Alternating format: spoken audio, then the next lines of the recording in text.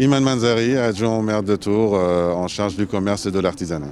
Écoutez, ce matin plus particulièrement, on vient présenter nos vœux aux habitants de la ville parce que malheureusement on ne peut pas cette année à cause de la situation sanitaire d'organiser les vœux à la population comme ça se fait habituellement à Tours.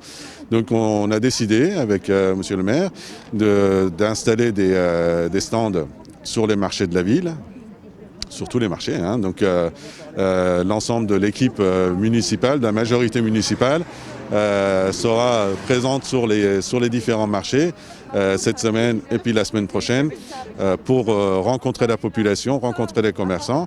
Après, bon, moi, à titre personnel, je viens souvent sur les marchés, mais là, c'est une occasion particulière.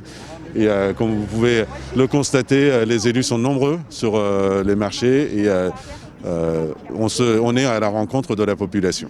C'est un travail de proximité qu'on doit mener chaque jour et on est dessus depuis le début du mandat, mais là particulièrement par rapport à ce qui se passe, par rapport à la Covid, la situation sanitaire qui est très préoccupante, puis les annonces du gouvernement qui arrivent, donc ça inquiète l'ensemble de la population. Et puis bon, c'est une nouvelle année, il faudrait quand même qu'on puisse rencontrer les habitants et leur montrer notre soutien, notre présence assidue sur le terrain et sur les quartiers. Il y a une partie des commerçants qui souffrent toujours de la crise. Donc on pense aux bars, restaurants, les boîtes de nuit, qui sont dans la même catégorie que les acteurs culturels, par exemple, le milieu de l'événementiel qui souffre aussi de la crise pleinement.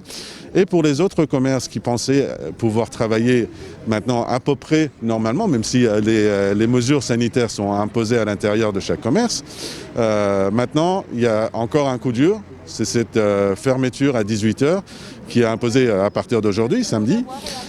Donc les commerçants se sont organisés, donc moi j'ai eu des réunions, même cette semaine, avec les représentants des commerçants, des différents commerçants de la ville, et les chambres consulaires.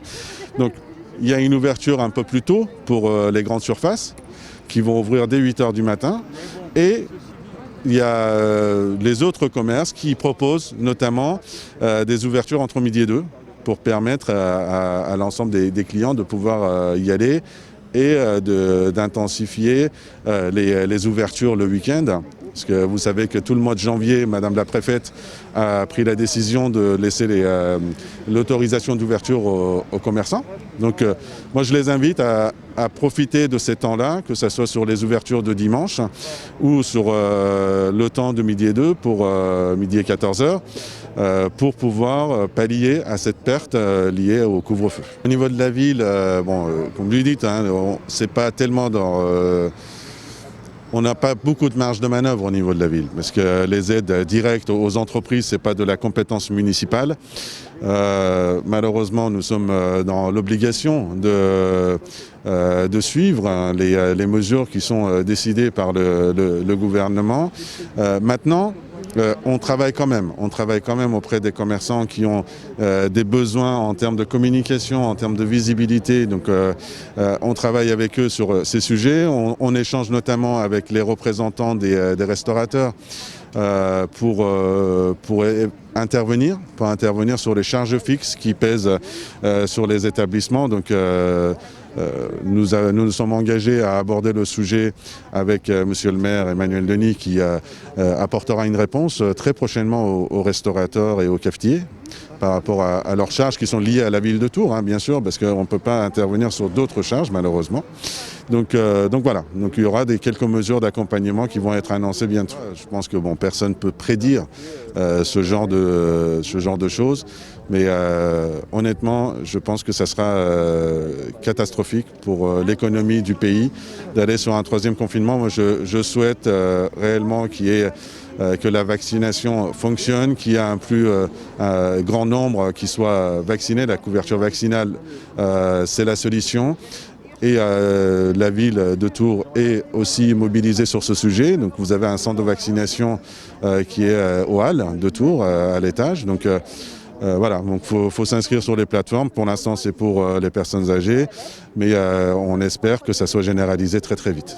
Moi, j'espère qu'on pourra très rapidement sortir de cette situation et développer notre programme. Parce qu'aujourd'hui, on est très pris par les mesures d'urgence, d'accompagnement, de confinement, déconfinement, les fermetures, etc. Donc très très vite, on s'y penche et j'espère qu'on pourra développer notre vrai programme sur lequel nous avons été élus. Et bon, on y travaille quand même, hein, on y travaille, mais vous savez qu'on ne peut pas développer les choses comme on voudrait avec les conditions actuelles. Je ne perds pas espoir, je pense que très très vite on pourra s'y mettre. Merci à vous.